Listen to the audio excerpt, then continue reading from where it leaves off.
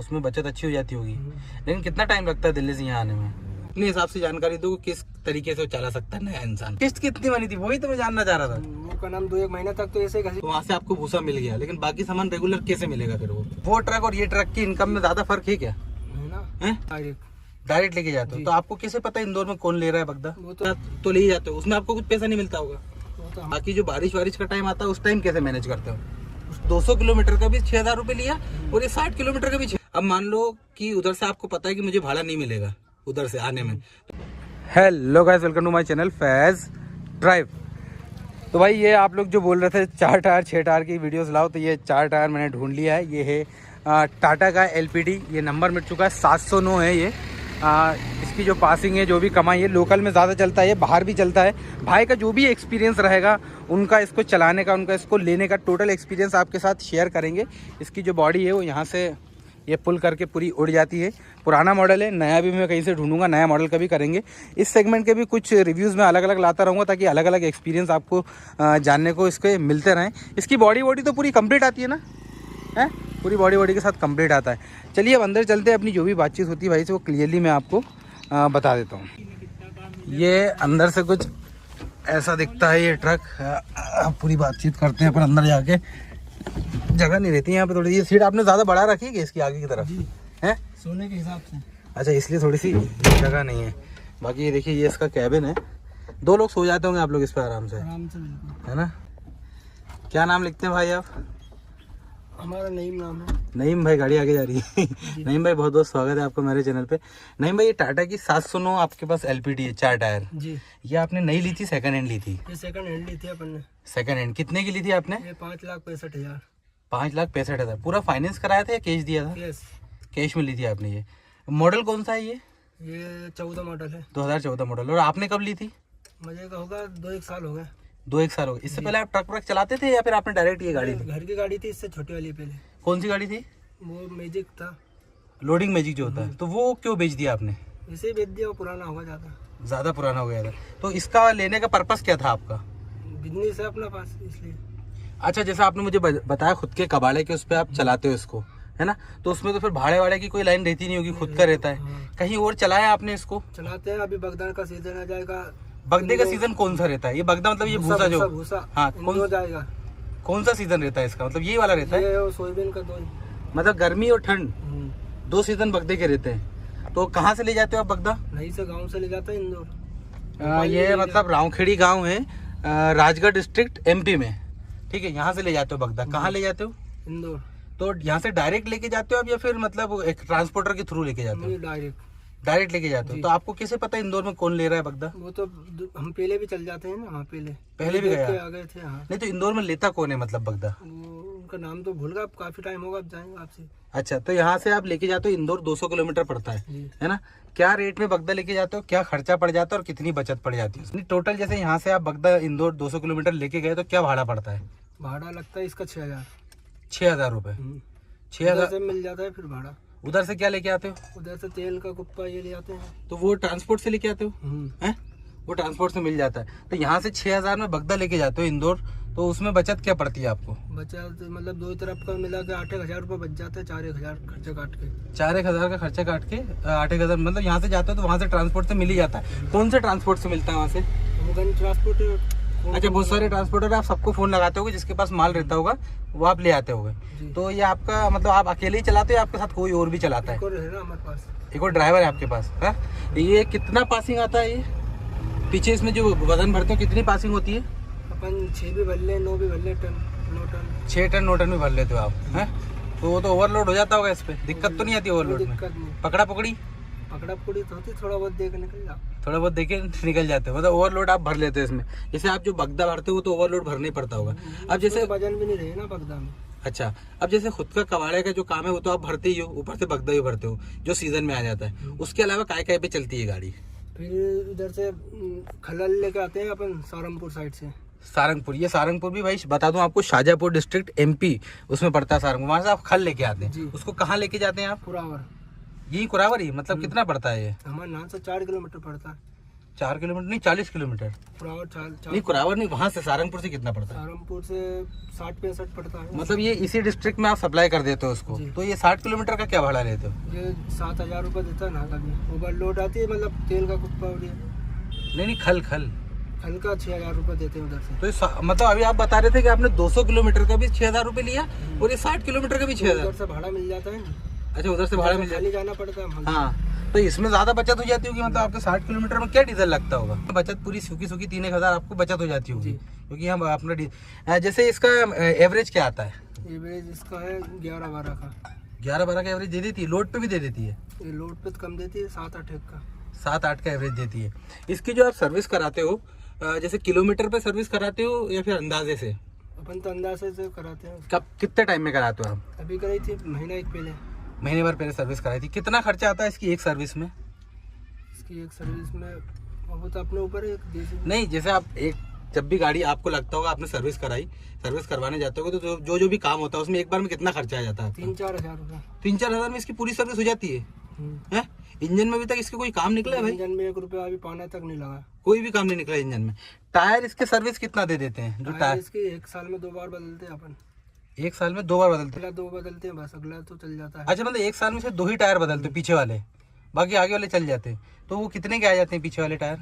वो आता है 17-18 हज़ार रुपये का आते हैं। 17-18 हज़ार रुपये के दोनों टायर बदले, मतलब 1 साल में सिर्फ 17-18 हज़ार का टायर का खर्चा है। और 1 साल में सर्विस कितनी बार हो जाती है?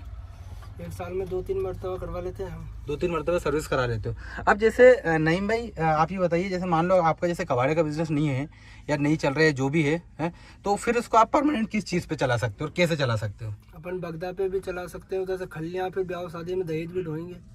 अच्छा ये दहेज वगैरह, तो ये सब आपको रेगुलर मिलता कैसे? मतलब जैसे मान लो बगदा तो आपके पास गांव है तो वहाँ से आपको भूसा मिल गया, लेकिन बाकी सामान रेगुलर कैसे मिलेगा फिर? वो तो होने जाते हैं ना हमारे पास। हाँ वहाँ से सहारनपुर भी लाइन है हमारी, तो ये आपने ट्रांसपोर्टर से ही आएगा बाकी सब माल है? ट्रांसपोर्टर से ये वाला माल भर सकते हो। तो आप ये बताओ, जैसे ये आपका 4 टायर ट्रक है, अपने गांव में बहुत से बड़े बड़े ट्रक्स भी हैं, तो वो ट्रक और ये ट्रक की इनकम में ज़्यादा फर्क है क्या? है ना। है वो ट्रक ज़्यादा कमाती है, ये कमाता है वाला वो वाला? अब इसकी अपन बात करें तो ये तो आपने कैश ले लिया तो फ्री है ट्रक आपके लिए, तो फिर भी महीने का अंदाजन इस ट्रक से क्या पड़ जाता है? महीना का है, सब कुछ हटा बिटा के, खर्चा वर्चा हटा के ये छोड़ देता 30-40 हज़ार रुपये। 30-40 हज़ार रुपये छोड़ देता है, मतलब साल भर आपको बुकिंग मिल ही जाती है इसमें कुछ ना कुछ है। जैसे आप आपके कबाड़े का तो ले ही जाते हो, उसमें आपको कुछ पैसा नहीं मिलता होगा, वो तो हमारे घर का वो तो घर का है। बाकी बगदे वगैरह पे इन सब पे चला के आप निकाल लेते हो। अब मान लो ये सोयाबीन और जो ये गर्मी का टाइम है और थोड़ा बहुत ठंड का टाइम है, उस टाइम आप बगदा ले जाते हो, फिर बाकी जो बारिश वारिश का टाइम आता है उस टाइम कैसे मैनेज करते हो? उस टाइम भी हो जाती है ना गाड़ी। क्या ले जाते हो उस टाइम? अभी तो टेंट वेंट पे चल रही है रोज की। टेंट पे? मतलब ये ब्याह शादी में टेंट। अच्छा ये गर्मी का सीजन, शादियों का सीजन भी रहता है, तो टेंट पे चला रहे हो आप? ये आसपास टेंट वगैरह ले जाना, तो ये तो 10-20 किलोमीटर में चलाते होगे? नहीं, सहारनपुर इधर ही जाता है ना। हाँ मतलब 50-60 किलोमीटर, उसका भी यही भाड़ा रहता है 6,000 रुपये। 4,000-5,000 तो उधर से खाली भी लाना रहे, फिर भर के भी जैसे। अब जैसे मान लो कि यहाँ से आप सहारनपुर 60 किलोमीटर जा रहे हो, जैसे टेंट का सामान भर के ले गए। अब मान लो कि उधर से आपको पता है कि मुझे भाड़ा नहीं मिलेगा उधर से आने में, तो यहाँ से ज्यादा पैसा लोगे क्या इनसे? लेंगे ना, ज्यादा 5-6 हज़ार लेंगे, और उधर से भाड़ा होगा तो जैसे उधर से मिल जाएगा 3,000 से इधर, तो 6,000 रुपये का हो जाएगा ना। 6,000 रुपये का हो जाएगा। लेकिन अगर मान लो आपको पता है कि उधर से नहीं मिलेगा, तब कितना लोगे? 5-6 हज़ार। जब भी 5-6 हज़ार लोगे, मतलब वो फिर सामने वाला देना पड़ता होगा। तो उधर से खाली आएगी ना, फिर गाड़ी तो भाड़ा नहीं मिलेगा ना। अच्छा नहीं भाई ये बताइए, जैसे इस टाइप की जो गाड़ी होती है, ये लोकल में अपने को, जैसे 4 टायर है, ये तो छोटी गाड़ी है, ये लोकल में अपने एरिया में अपन खरीद के चलाते हैं तो ज़्यादा अच्छे से चल सकती है, फिर अपन बाहर चलाएं तो ज़्यादा अच्छे से चल सकती है? लोकल में अच्छी चलती है। लोकल में अच्छी चलती है, क्योंकि वो बाहर क्यों नहीं चलती है? इसका ऑल इंडिया परमिट भी बन जाता होगा ना? बन जा, ऑल इंडिया परमिट नहीं बनवा रखा अपन ने। आपने नहीं बनवा रखा, लेकिन बन जाता होगा, तो बाहर ज़्यादा अच्छी क्यों नहीं चल सकती है? लंबे पे इस गाड़ी को क्यों नहीं चला सकते? लंबे पे अपन नहीं चला सकते, क्योंकि दुकान भी है ना अपनी। नहीं आपकी दुकान है, जैसे कोई दूसरा ले तो लोकल में ज़्यादा अच्छे से चला सकता है, लंबे पे ज़्यादा अच्छे से चला सकता है? तो चलाने वालों को पड़ा, लोकल में भी अच्छा मिलता है और ऐसे लंबा में भी। जैसे आप ज़्यादा पैसा छोड़ती है, लंबे में ज़्यादा पैसा छोड़ती है, लेकिन ये है ना, लंबे पे ये ज़्यादा माल नहीं ले जा सकती है ना। कच्चे माल वगैरह पे चलाते हो आप इसे? चलाते हैं। क्या ले जाते हो कच्चे माल में? तरबूज भी ले जा, मौसम्बी भी, जैसा भाड़ा मिलता है। तरबूज कहाँ से लेके जाते हैं आप? दिल्ली महाराष्ट्र से इधर से लेकर आते हैं ना, इधर। अच्छा DL पे पास है ना। हाँ दिल्ली से लेके आते हो। अच्छा ये डीएल पासिंग, ये ली कहाँ से थी आपने? ये अब भोपाल से ली थी आर्मी वाले के पास से। आर्मी वाले के पास से, भोपाल से ली थी आपने। डॉक्यूमेंट वगैरह सब कंप्लीट हो गया, आपको इतने की पड़ गई थी। अब जैसे अपन तरबूज की बात कर रहे थे, दिल्ली से तरबूज लेके आते हो, छोड़ने कहाँ जाते हो आप? भोपाल कहीं भी खाली हो जाती है, भोपाल खाली होती है। तो यहाँ से जब दिल्ली तरबूज लेने जाते हो तो यहाँ से खाली जाना पड़ता है क्या? इधर से भाड़ा मिल जाता है ना, इधर से ही भाड़ा मिल जाता है। दिल्ली से भोपाल कितना पड़ता है? 750 पड़ता है। 750 पड़ जाता है। क्या अंदाजन भाड़ा ले लेते हो आप उसमें? 20-25 हज़ार। 20-25 हज़ार, उसमें बचत अच्छी हो जाती होगी। लेकिन कितना टाइम लगता है दिल्ली से यहाँ आने में? वो 2-3 दिन।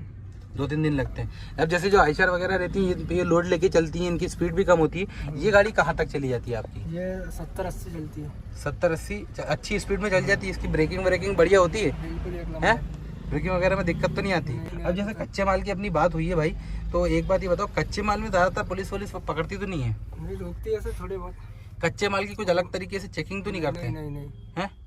कच्चे माल में ओवरलोड भर के ले जाते होगे आप लोग? अब इतनी लंबी चला जब नहीं ले जाते हैं ओवरलोड। हाँ, क्योंकि लंबे में दिक्कत आती लंबा होगी, में टोल पे भी ओवरलोड लग जाता होगा और ऐसे भी आपको ओवरलोड लग जाता होगा।